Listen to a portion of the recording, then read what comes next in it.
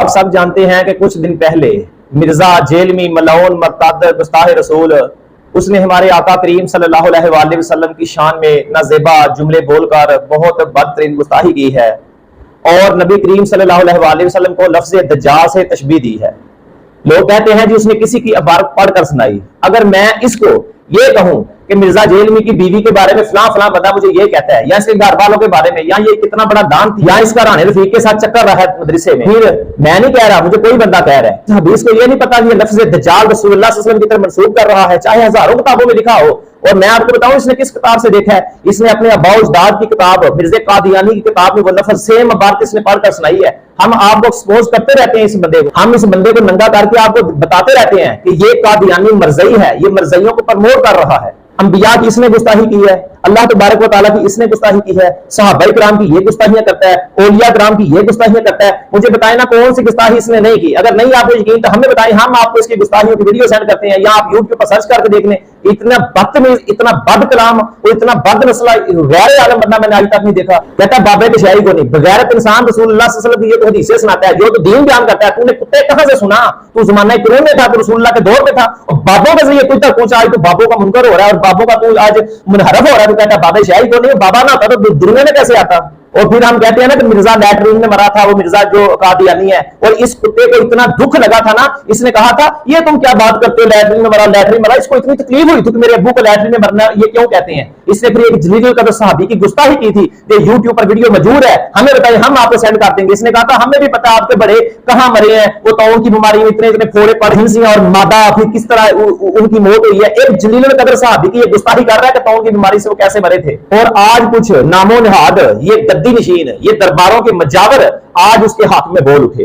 और इस मिर्जे के हक में जितने बंदे उठे हैं ना, उनका या तल्लक राफजीन से है, या वो नासबी हैं, या वो खवारिज हैं। और जितने बंदे इस मिर्जा जेलमी के हक में बोल रहे हैं और फतवे दे रहे हैं, मुझे बताएं इन बंदों में से जब भी खतबे नबूवत पर मामला आया, क्या इन बंदों में से कोई खतबे नबूवत के दिफा के लिए उठा? क्या नमूसे रिसालत पर जहां हमले हुए, नमूसे रिसालत के दिफा के लिए इन बंदों में से कोई उठा? क्या जब सहाबा की गुस्ताहियां की गई, इन बंदों में से कोई दिफाए सहाबा के लिए उठा? क्या जब शार इस्लाम की बेहुरमती की गई, इन सब नामो निहाद बंदों से इनमें से कोई एक बंदा शार इस्लाम के तहफ़्फ़ुज़ के लिए उठा?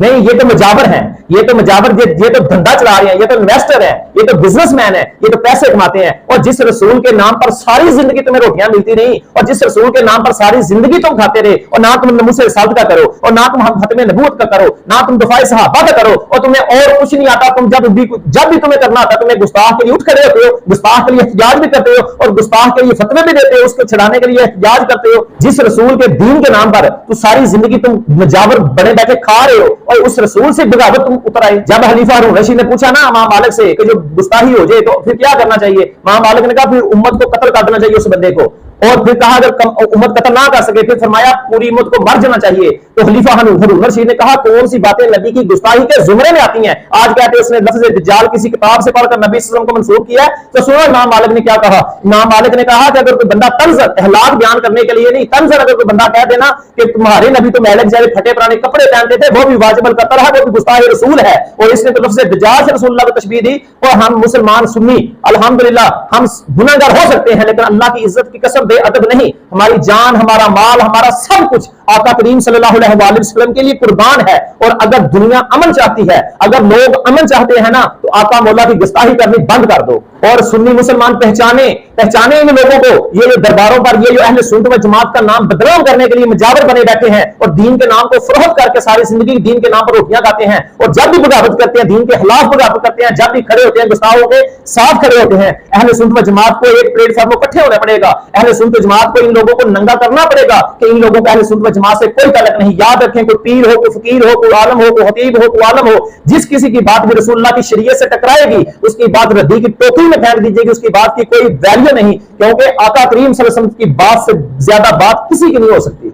और सारी कायनात की इज्जत इकट्ठी कर उस जगह पर कुर्बान, जिस जगह आका करीम सल्लल्लाहु अलैहि वसल्लम ने एक बार पेशाब मुबारक फरमाया हो। और आखिर में मैं हुकूमत वक्त से मुतालबा करता हूं कि हम सुन्नी मुसलमानों के दिलों को, जज्बात को इस मिर्जे जेलमी ने मजबूर किया है, और बहुत देर से ये करता आ रहा है। कभी औलिया की गुस्ताही की सूरत में, कभी सहाबा की गुस्ताही की सूरत में, कभी रसूलुल्लाह सल्लल्लाहु अलैहि वसल्लम की गुस्ताही की सूरत में, और कभी قادیانیوں، مرزائیوں اور رافضین، خارجین کو پروموٹ کرنے کی صورت میں یہ ہمیشہ سے مسلمانوں کے دلوں کو، جذبات کو مجروح کرتا آ رہا ہے۔ اور میں حکومت وقت سے مطالبہ کرتا ہوں کہ خدا کے لیے کل کو مرنا ہے، قیامت کو آقا کریم صلی اللہ علیہ وسلم نے شفاعت کرنی ہے، آج گستاخوں کو بائیکاٹ کریں، گستاخوں کو قانون کے کٹہرے میں لے کر آئیں، گستاخوں کو اپنے جو پاکستان کا آئین ہے اس کے تحت اس گستاخ کو سزا دیں، اس کو بالکل جو بری نہ کیا جائے، اس کو رہا نہ کیا جائے۔ کیوں؟ اس کو اگر رہا کیا گیا، ایک تو مسلمانوں کے جذبات دوبارہ سے مجروح ہوں گے، دوسرا آپ کائنات کے جو امام الانبیاء ہیں ان کی شفاعت سے محروم ہو جائیں گے۔